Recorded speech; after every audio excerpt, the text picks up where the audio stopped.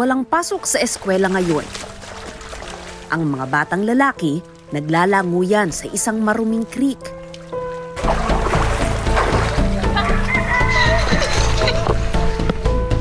Pero hindi sila naglalaro. Nasa ilalim kasi ng mga nagkukumpulang water lily ang kanilang sideline. Bit-bit ang mga balde, lulusong at sisisid sila sa maruming tubig. Ang hinahanap nila, putik.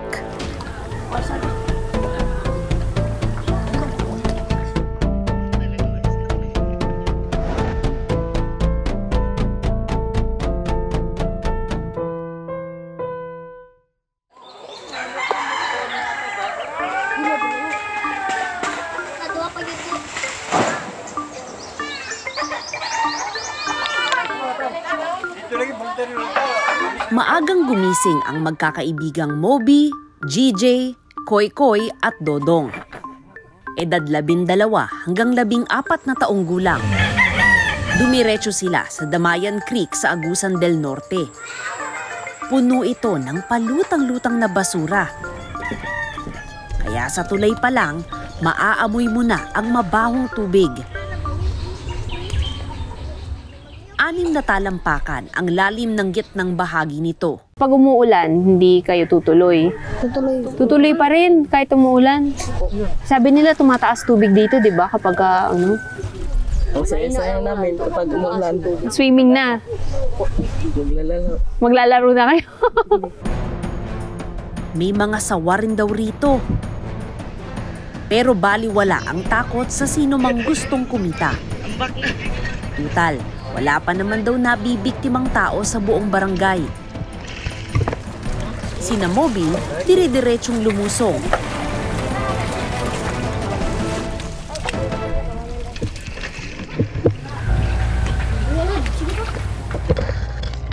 Nang hanggang dibdib na ang tubig, sumisid na ang mga bata, bit-bit ang mga balde nila.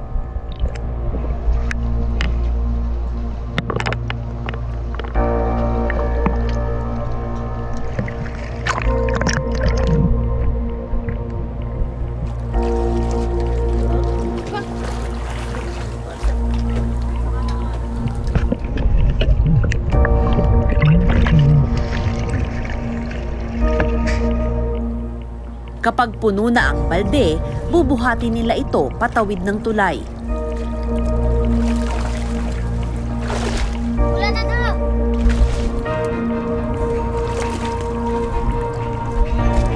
Sa halos 1 oras na trabaho, 8 balding putik ang nakuha nila, katumbas ng 80 piso o 10 piso kada balde.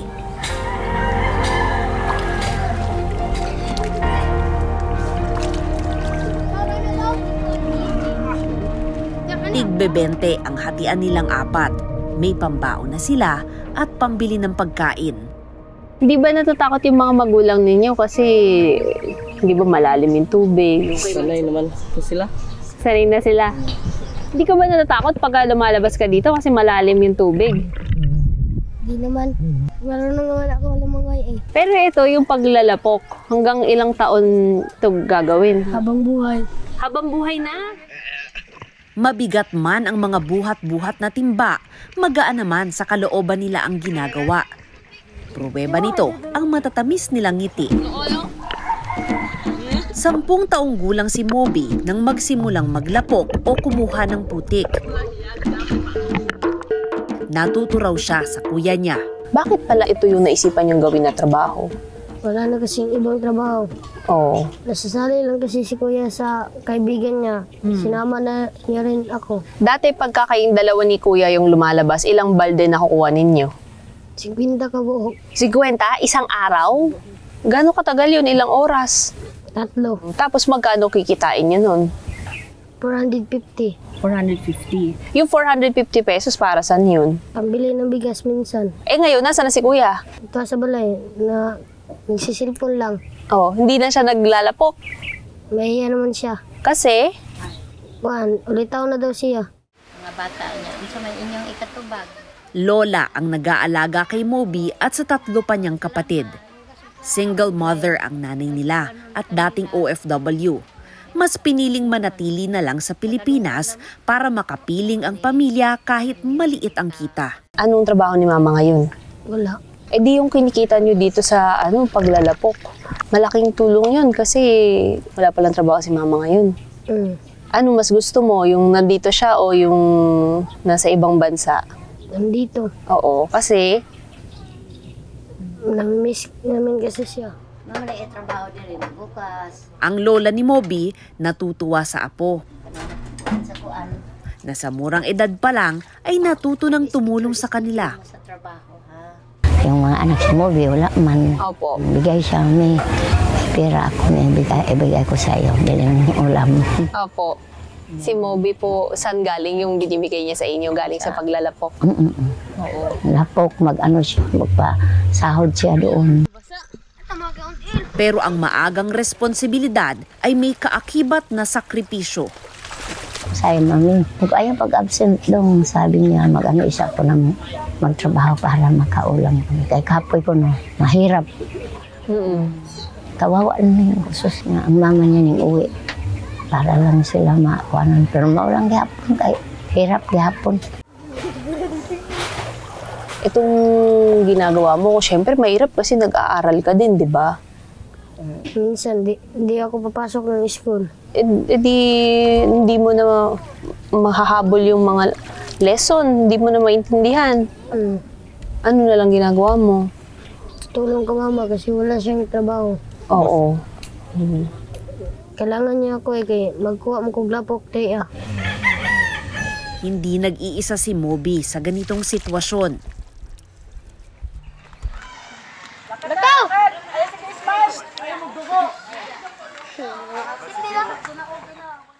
Sa kalapit na kanal, isa pang grupo ng mga binatilyo ang nangunguha ng putik.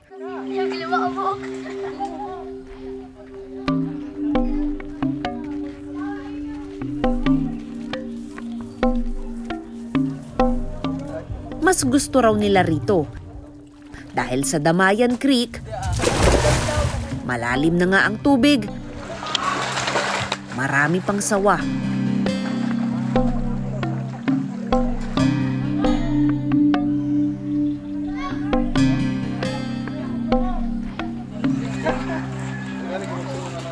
Yun nga lang, maraming basura at bubog dito.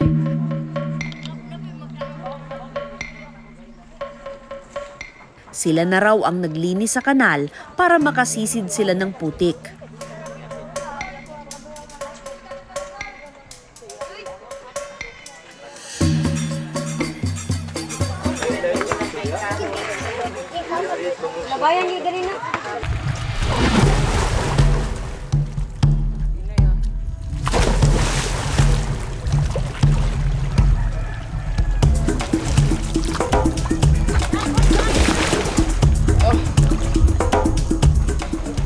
Tulad sa naunang grupo, mas mababa ang bentahan ng putik na nakukuha nila rito.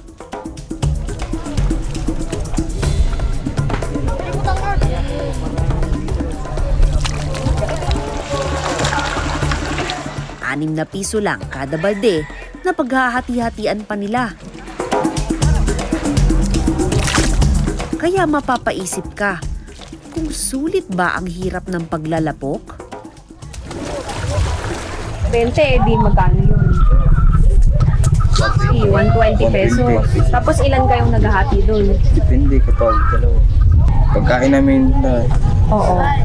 Pero bakit kayo nagaganito? Kailangan pamilya, mga tulong. Oo.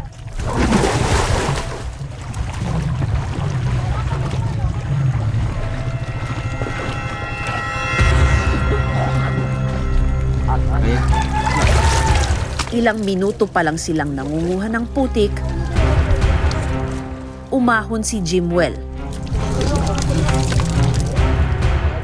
Nabubog ang paa niya. Paduguin mo muna para lumabas. Marami niyan doon? Kahit hindi kayo pwede na nakatsinelas habang nagkukuha ng putik. Hindi. Basag na bote yan.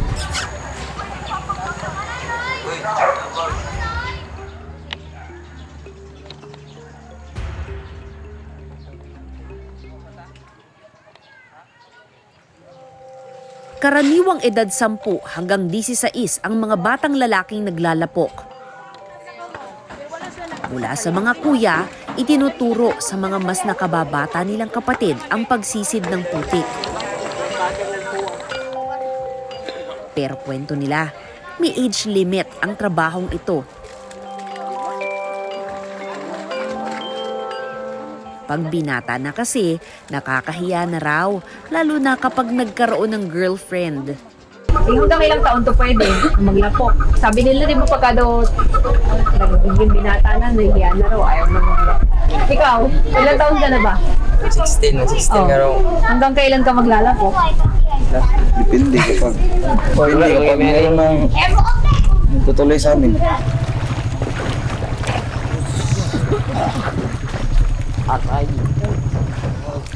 Kung ang mga batang lalaki sumisisid ng putik,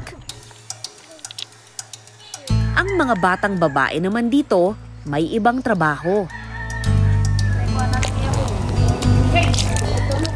Kapag dumating na ang putik, magtatanim na sila ng damo.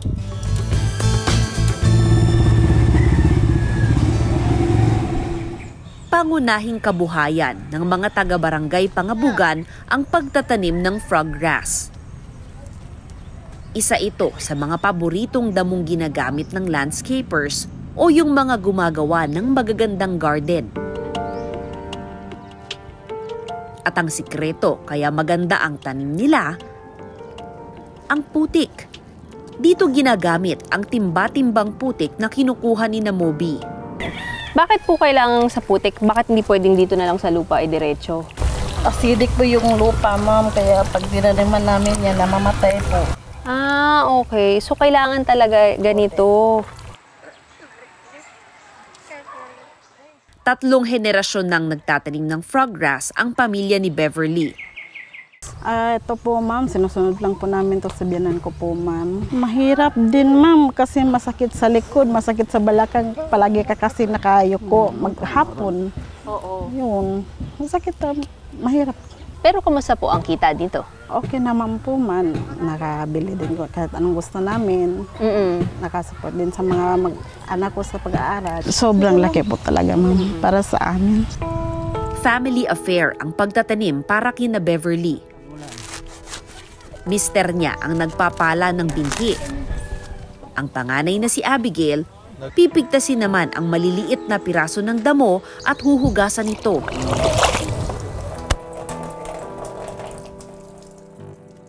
Katulong ni Beverly magtanim ang 2 mas batang babae.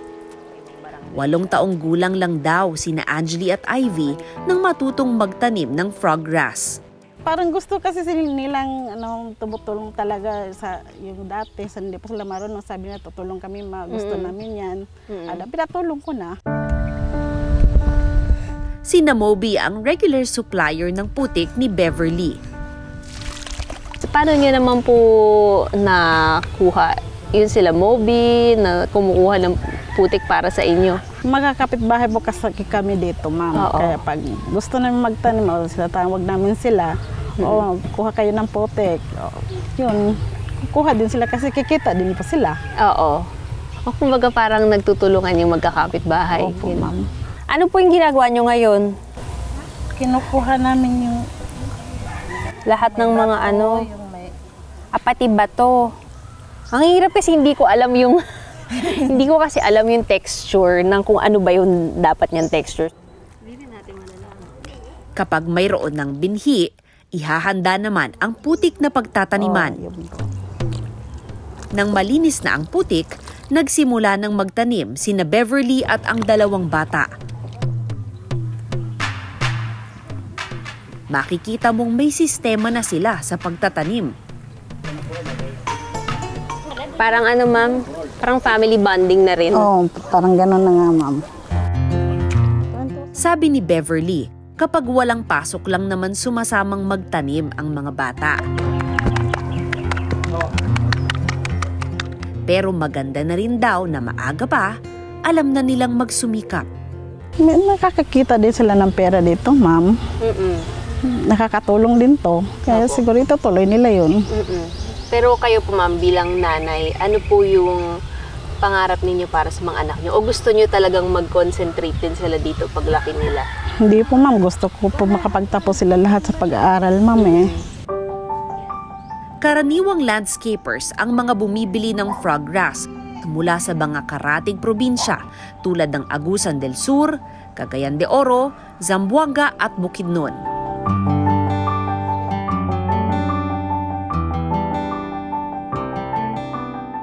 Si Tatay Armando ang nagpasimuno sa pagtatanim ng damo sa Barangay Pangabuga noong 1980s. Naparami raw ito ng mga anak niya hanggang sa may makapansin ditong landscaper at bumili. Noong naibinta ko, nakita sa mga kapitahay ko na, aba, pira pala yan. Kaya nagpunta sila sa akin, sabi nila, pwede pahingi. Opo. Na, para makatanim din kami. Hindi ko naman din namutan sila. Binibigyan ko sila. Opo. Simula noon, dumami ng dumami ang nagtatanim. Tapos yung mga landscaper, mayroong taga Surigao, iba naman taga Cagayan, nagpunta na dito. Kilala na ngayon ang barangay bilang source ng froggrass. Nagkaroon na rin ng asosasyon para sa mga nagtatanim. Pero dahil mahirap at matrabahong sumisid ng putik, ang iba nagbabayad na lang ng tagakuha gaya ni na Moby.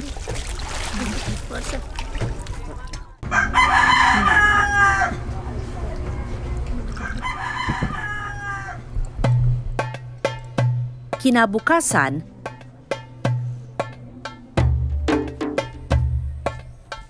balik sa putikan si Moby.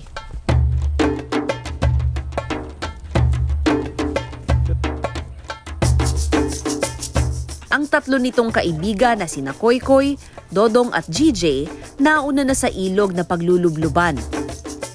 Sa bahay na ito nakatira ang susunod na customer ni Moby. Sa pagkakataong ito, sasamahan ko ang 4 sa kanilang paglalapok. Ito yung basakan, dito rin sila kumukuha ng lapok o yung putik. Ito raw kasi mas maganda yung quality ng putik. Sasamahan ko sila ngayon para maranasan ko rin kung gaano kahirap o gaano kadali yung pagkuha ng putik na ginagawa nila. Gaano kalalim to? Taga dito. Taga ilog. Okay, taga sabi nila hanggang bewang ko lang daw. Tingnan natin kung hanggang bewang talaga to. Dumiretso sa gitna ang mga bata. Mababaw naman pala nga, okay. Teka. Magtatanggal na ako ng sapatos. Lumulubog ako eh. Hindi makagalaw. Mababaw lang naman nga. Pero yung ilalim, yung naaapakan ko, puro putik na siya. Hindi kagaya dun sa pinuntahan nila kahapon. Parang kailangan pa nila hanapin kung nasan yung putik. Kaya ang tagal nila bago makapuno ng balde. Oh, puno na kaagad. Mababaw ang tubig. Pero wala kang makita sa inaapakan mo dahil sa sobrang labo ng tubig. Kamay ang gagamitin para makapa mo ang putik.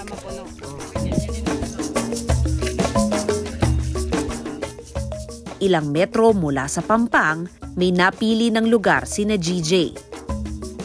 Sisisid na kami sa putik.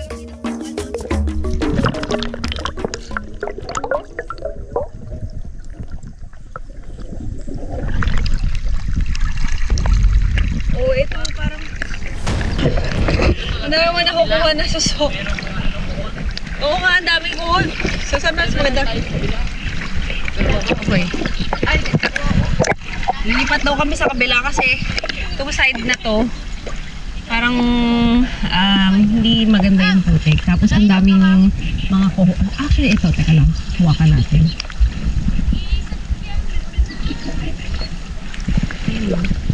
Tignan nyo. Ang daming kuhol. Eh, di ba tinatanggal yan? Dapat walang ganyan. So, dun tayo sa mas malinis. tayo sa mas malinis na putik. Okay, let's go. Itulak ko lang daw. Actually, awa no, parang inauupuan na ako. Isa pa. O, di na mas marami putik. O, ayan na. Tapos pwede na nila punuin. Kakamayin na lang. Ayan na, puno na. Pero hindi pala ang pagsisid sa putik ang mahirap sa ginagawa ng mga bata.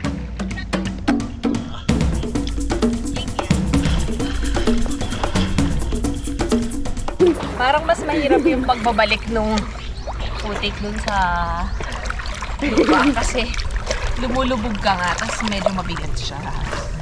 Teka, tingnan natin kung gano'ng kalala. Kabigat. Mabigat niyan, mas magaan ba to? 10 kilo. Oo, magaan. 10 kilo. Hirap palang hawakan. Teka. Ay! Ikaw na ang ikaw na mag-akyat.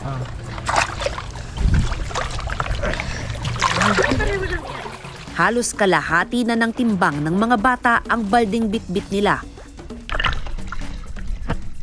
Pero baliwala ito sa kanila. Ngayong alam ko na kung paano sisirin ang putik, mas madali ko na ring napuno ang mga susunod na balde.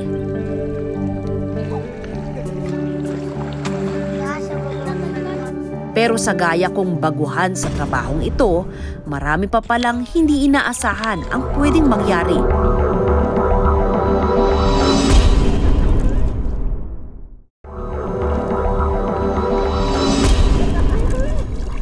Ang pag-ahon sa balde ang garantisadong pinakamahirap na parte ng paglalapok.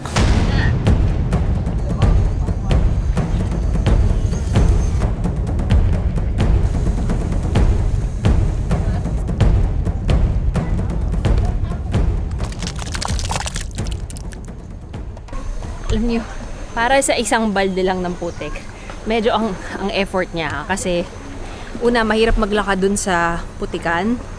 Tapos, pag kailangan mo hanapin yung perfect na putik, meron palang ganun dahil kailangan, kumbaga pure, walang mga dumi-dumi. Tapos, pag akyat mo, mabigat siya buhatin kasi nga putik yung laman niya. So, parang semento yung binibit-bit mo para ilagay dito.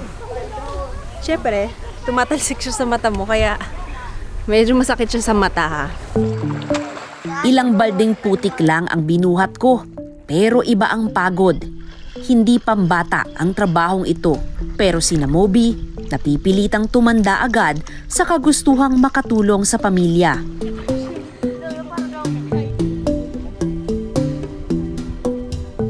Nang matapos silang kumuha ng putik,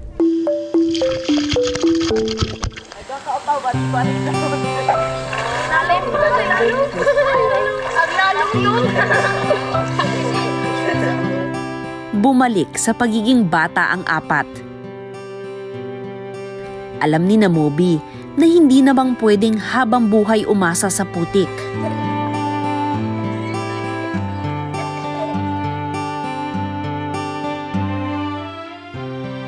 Paano yan kapag tumanda na kayong magkakaibigan? Gagawin niyo pa rin ba to? Hindi na. Oo, kasi Nahiya na eh. Oo. Paano mo natutulungan si mama pagka ganun na? Na naman ko'y trabaho na. Akong sweldo, ubad, akong yatag siya.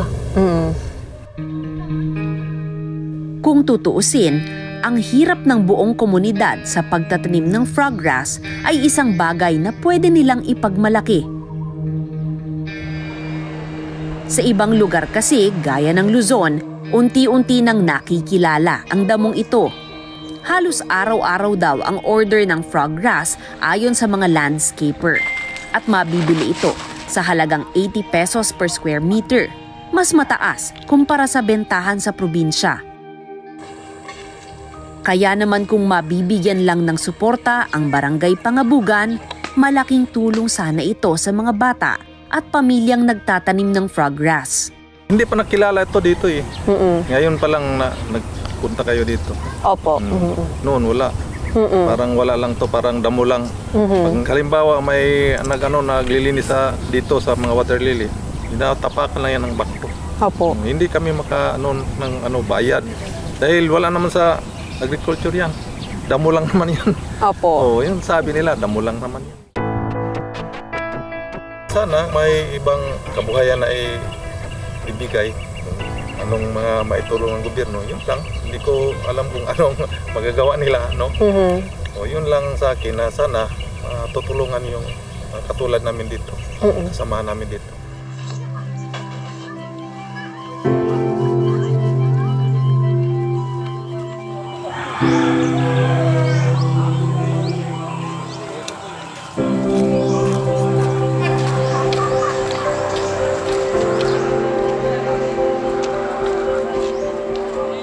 Kinabukasan, maagang gumising ang mga bata sa barangay Pangabugan.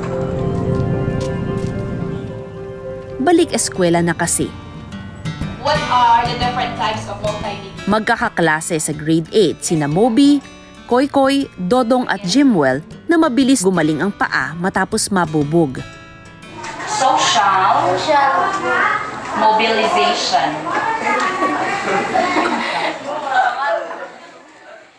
Anong gusto mo gawin? Anong gusto mo maging? Maligyag cellphone. Oo. Trabaho sa opisina. Elite. Ano po yung pangarap nyo para sa kanya? Para sa mga apo ninyo?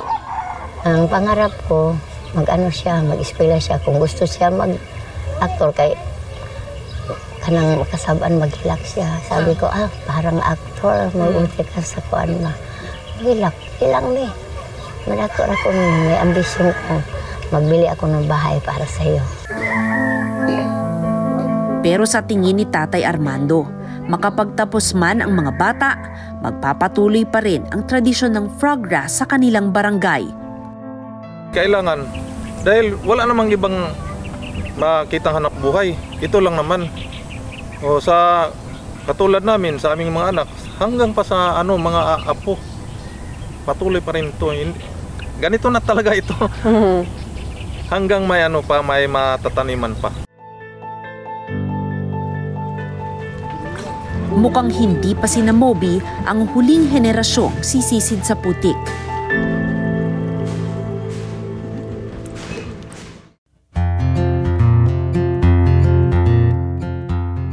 Inilapit namin sa lokal na pamahalaan ang sitwasyon ng froggrass growers sa barangay Pangabugan. Ayon sa Butuan City Agriculture Office, may mga proyekto na raw silang pinaplano para sa komunidad. Mag-oorganisa sila ng grupo para sa froggrass growers nilang high-value crop farmers. Magbibigay sila ng technical assistance para makapagtanim din sila ng iba pang binhi ng gulay. Gagawin nilang supplier ang froggrass farmers sa kanilang agri-hub. Bibigyan din daw sila ng farming tools. At lilinisin daw nila ang Damayan Creek. Katulad ng froggrass, kahanga-hanga ang katatagan ni Moby at ng iba pang mga naglalapok. Dahil mula sa putik, umuusbong ang tapang at tatag ng puso. Lumalago ang pagmamahal sa pamilya. Balang araw, sana'y anihin din nila ang bunga ng kanilang sipag at matupad ang kanilang mga pangarap. Magandang gabi. Ako po si Mav Gonzalez at ito ang Eyewitness.